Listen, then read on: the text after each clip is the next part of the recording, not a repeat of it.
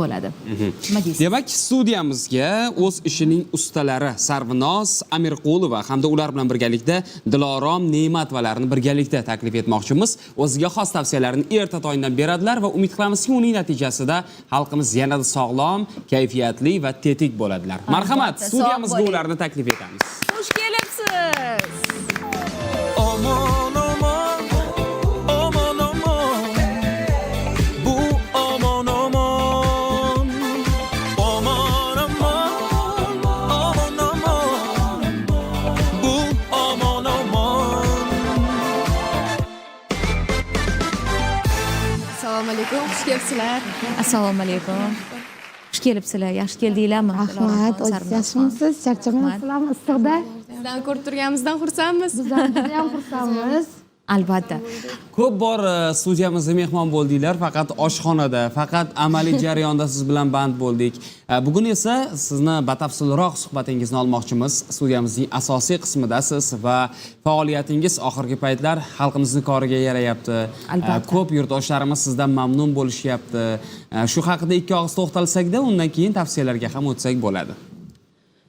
Avvalambor hurmat qilib chaqirganlar uchun rahmat. Shu avvalambor Alloh bizlarni sababchi qilgan. Ancha yilda nazariga tushdik, ancha odamga shifolashdik. Albatta. Bilimlarimizdan bo'lishib boryapmiz, natijalarimiz zo'r. Shogirdlar tayyorlayapmiz. Ana. Shunaqa Demak, tabib qizlar ko'payyapti endi. endi tabiblar ko'payapti. O'sha Mutaxassislar ko'payapti. Asosan meditsinani, tabobatni ilmini olgan mutaxassislar juda ko'payapti hozirgi kunda. Biza o'zimiz 10 kishi, 15 kishiga yordam berishimiz mumkin. 2 kishi bo'lib, biz keyin tushundik, sog'liqlari uchun ko'proq insonni tayyorlasak, o'qitsak, ular Ko'pchilikka yordam bera olishadi. Hozir meditsinada o'qiydigan shogirdlarim ham bor. O'sha ular tibbiyotda tahsil meditsina, olishadi. tibbiyotda tahsil olib, Tabobatni birlashtirishyapti. tabobatni o'rganaylik deb shogird tushyapti. Natijalar zo'r, meditsina davosi yo'q deb, masalan, qurigan buyrak, jigarlar, sirozlarida natijalar juda ham zo'r, 99% zo'r natijalar, o'zi 30-40% buyraklar tiklanib, shu xalqda Afarin. duosida yuribmiz. Ko'z tegmasin, davomli bo'lsin. Sarvinoz va Dilorom qayerda istiqomat qiladi? Faoliyat qayerda davom etyapti o'zi? Hozir biz Sergelida yashaymiz. Asli Qashqadaryodanman. Sergelida. Ishxonamiz ham shu Sergeli Tashkent indeksda. O'sha yaqinda bizda zo'r yangilik bor. O'zi 70% tayyor bo'lib qoldi. O'zimni maslahat markazimni ochyapman. Ochasiz. Diagnostikasi ham bo'ladi. Apparat olib keltirdik. O'zbekistonda bitta bor ekan, ikkinchisi biza. Bemorlarimizga shu bepul tekshiruv qilib, konsultatsiyani ham bepul qilib, shu xalqqa yordam qilib, yana ham bemorlarga davolanish qurib yetmaydiganlarga ham o'zim yordam ko'rsatib, ularni davolamoqchiman. Bitta Sevmasin, isbotni judayam xayrli aytmoqchiman. Faoliyatlari davrida omon-omonga kelgan payti Sarvinoz va Dilorom menga bir giyoh taqdim etgandilar. Ichki kasalliklar va jigarni tozalash uchun xizmat qiladigan giyoh. Va uni natijasida qadoqlar haqida aytgandingiz. Ya'ni jigar tozalansa, qo'ldagi qadoqlar o'z-o'zidan yo'q bo'ladi deb. Va onam shunchaki ichganlar uni va qo'lda biroz qadoqlar bo'lgan va jigar tozalanganligi hisobiga qadoqlar ketgan. Ofarin. Odatda esa ungacha faqatgina o'sha tashqi ta'sir, kremlar, malhamlar bilan band bo'lganda, ya'ni ichkari tozalangandan keyin avtomatik tarzda yo'q bo'lgan. Qizlar to'g'ri aytgan ekan. Bir necha bor ichganimdayoq bartaraf bo'ldi degan Natijasi. Har bitta kasallikni birinchi o'rinda ichkarida yondashimiz kerak. Bizlarning jigarimiz sog'lom bo'lsa, biz hech qachon kasal bo'lmaymiz.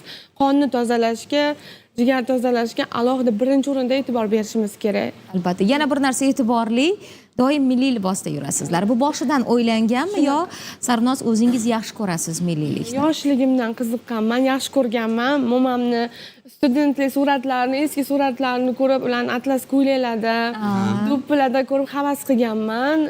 Yoshligimdan shu qiziqqanman.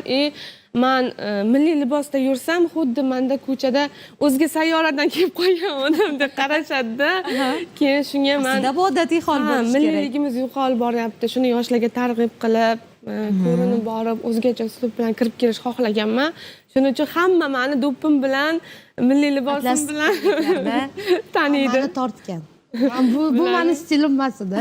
Meni tortgan. Mutaxassislarga xuddi shunaqa milliy jaketlar kiydirib qo'yib, milliylik shuni.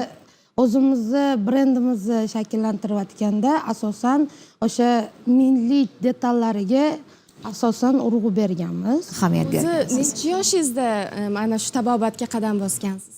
Men yoshligimdan shu giyohlarni men o'zim momam meditsina, bizda endi moma deydi Qashqadaryoda.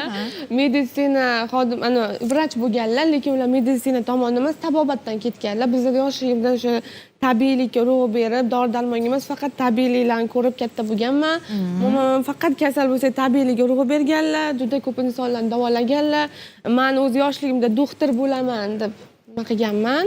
Chunki ularni ko'rib katta Ha, bo'ldingiz. doktor bo'laman, insonlarni ularga rahmatlar aytib, qancha odam tuzalib ketib, masalan, to'shakda kelib, oyog'i bilan yurib ketganlarni ko'rib, juda boshqacha tuyg'u-ku. Sizga kimdir hozir men o'sha tuyg'uni his qilyapman. Qancha odam davo topib menga rahmat aytgan payti, duo qilgan payti, unaqa juda ko'p. Bundan maroqli lazzat Juda yo'q. boshqacha bo'laman. Yana ham bilim olishga menga turtki bo'ladi. Ertadan kechgacha shu xalqqa xizmatdamiz. Bu menga avloddan avlodga o'tib keladigan kasb va men shuni davom ettiryapman. Men ham doktorlikka o'qiyman aslida. Hozirda 5-kurs talabasiman Buxoroda. Lekin men meditsinani shu birlashtirib, men tabobat yo'nalishida ketdim. Ofarin. Eng muhimi Shogirdlaringiz soni nechta bo'ldi? 30 tacha shogirdim bor. ofarin, ofarin. 33 ta bo'ldi. Ular safi kengayversin. Biz ham muxlislarimizga erta tongdan foydali maslahatlarni ulashishda davom etamiz. Bugungi kunda ko'pchilikni xavotirga solayotgan, hatto yosh tanlamayotgan bir xavfli kasallik bor. Ming afsuski shunday deyishga majburmiz, chunki u ko'zga ko'rinmaydi. U qadar sizga boshida bildirmaydi, lekin butun organizmni izdan chiqarishga qodir bo'lgan kasalliklardan biri bu qandli diabet kasalligi. Ko'pchilik bemorlar bor, bundan shifo topolmayotganlar bor va tabib qiz Sarvnozxon bugungi kunda buning ham davosini izlash va anchagina yaxshi yangiliklarni topish jarayonidalar. Bugun bizga mana shunday yo'nalishda tavsiyalar berasiz. Qandli diabet, sahar kasali aytganingizda yosh tanlamay qoldi. Hozirgi kunda yosh bolalarda ham kuzatilyapti. Oldin asosan yosh kattalarda edi. Bunga asosiy sabab noto'g'ri ovqatlanish va sog'lom turmush tarziga amal qilmaslik. Ko'pincha doimiy stress, ruhiy zarbalar ham ta'sir qilyapti hozirgi kunda. Yo gendan genga o'tish, juda ko'p o'zida aslida sahar kasalligi kelib chiqishi oshqozon osti bezini yaxshi ishlamay qolgandan kelib chiqadi. Demak, buni tushunish noto'g'ri ovqatlanishda. U juda jiddiy kasallik deb o'zi haqiqatdan ham jiddiy kasallik, unga kasallik tarzida qaramaslik kerak. Yangi turmush tarziga o'tish. deb qaraysak, biz hayot tarzini o'zgartirish kerak. Hayot tarzimizni o'zgartiramiz, ovqatlanishimizni, ratsionimizni. Bizning o'zbekchilikda qattiq dieta, parhez biz unga moslashmaganmiz. Men hech qachon qandli diabet bilan kasallangan kasallarimga hech qachon qattiq dieta qo'ymayman. Hamma narsa yeb, o'sha tabiiy giyohlarni ichib, bemalol soppa sog'lom odamdek hayot tarzi kechirishyapti, lekin natijalar kutganimdan ham a'lo. Yig'lab telefon qilishadi mijozlarimiz, o'sha analiz topshirishganda sog'lom odamnikidan ham zo'r chiqdi. Hattoki doktorlarim hayron, kimda davolandingiz, nima ichdingiz deb. Ular nima ichgan? O'sha natijalarga sababkor bo'lgan damlamani bizga hozir tayyorlab ko'rsatsangiz. Marhamat. Buni ustida 2 yil izlandik. Masalan, o'zim momamdan qolgan retsept bor. Biz yana tabob professorlar bilan, meditsina xodimlari bilan izlanib buni mukammallashtirganman. Anchadan beri hozir O'sha mukammal, demak, damlamani birgalikda hozir sizga tayyorlab ko'rsatamiz. Qani marhamat.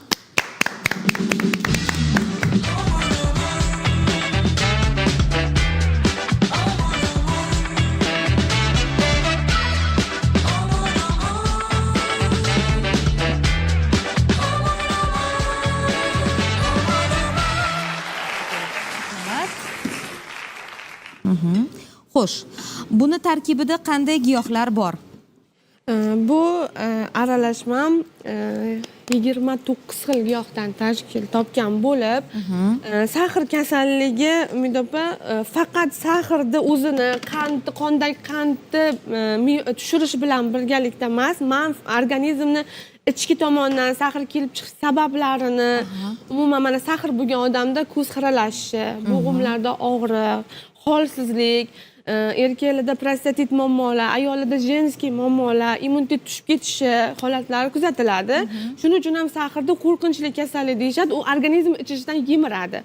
Men shu narsani o'rganib chiqqan holda umumiy kompleks tarzda shunaqa aralashma tayyorlaganman. Buni ichgan bemorlarim nafaqat sahrdan o'sha qondagi qand miqdorini pasaytiradi, balkim organizmni, qonni tozalaydi, butun masalan ko'z nuriga, ko'zlarimizni ravshan qiladi, shamollashlarni bartaraf qiladi, bo'g'im og'riqlariga yechim bo'ladi va immunitetni ko'tarib beradi. Har bitta kasallikni davolashimizdan oldin biz organizmimizni bir tozalab olib, keyin unga qarshi immunitet hosil qilib, keyin davolanishimiz kerak. Organizmimizda immunitet baland bo'lsa, kasallikka qarshi yaxshi kurashadi. Men hozir shu narsani yo'lga qo'yganman. Har bitta bemorlarimni, har bitta kasallikda birinchi o'rinda organizm tozalab olyapman ochlik bilan. 3 kun, 7 kun, 10 kungacha ochlik menyusini tuzib berib, organizm bir sira tozalab olyapman. Ikkinchi etabi jigarni, qonni tozalab olyapman va keyin uchinchi o'sha kasallikka urg'u beramiz. Natija zo'r.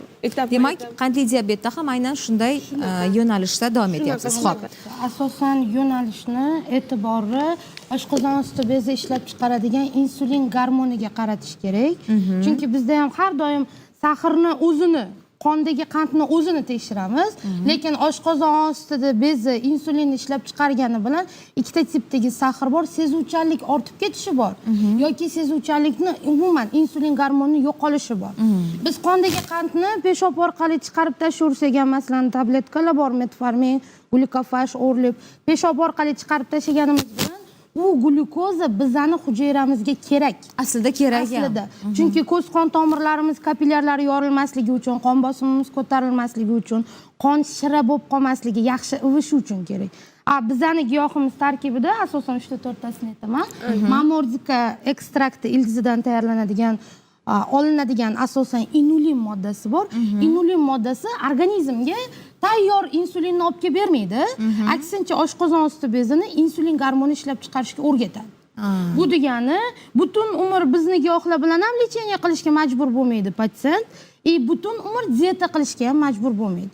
Oshqozon osti bezi o'zi asobini ishlab chiqarsa, insulin gormonini, bu biz bilan sog'lom insonda yashayveradi.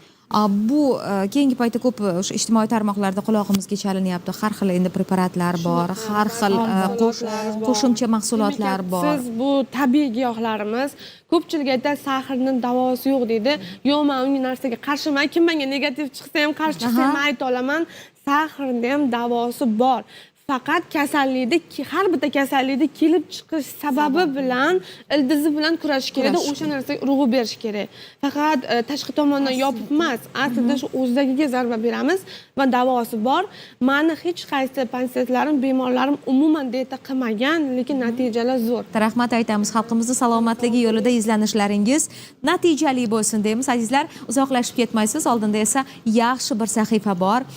Siz uchun alohida maxsus tayyorlangan. Biz esa maxsus tayyorlangan damlamalarni aynan sahifa chog'ida ichib olamiz. Uzoqlashib ketmang, birozdan so'ng san'atkorimizni qarshi olamiz. Sizga esa katta rahmat. Rahmat sizga ham. Salomat bo'ling.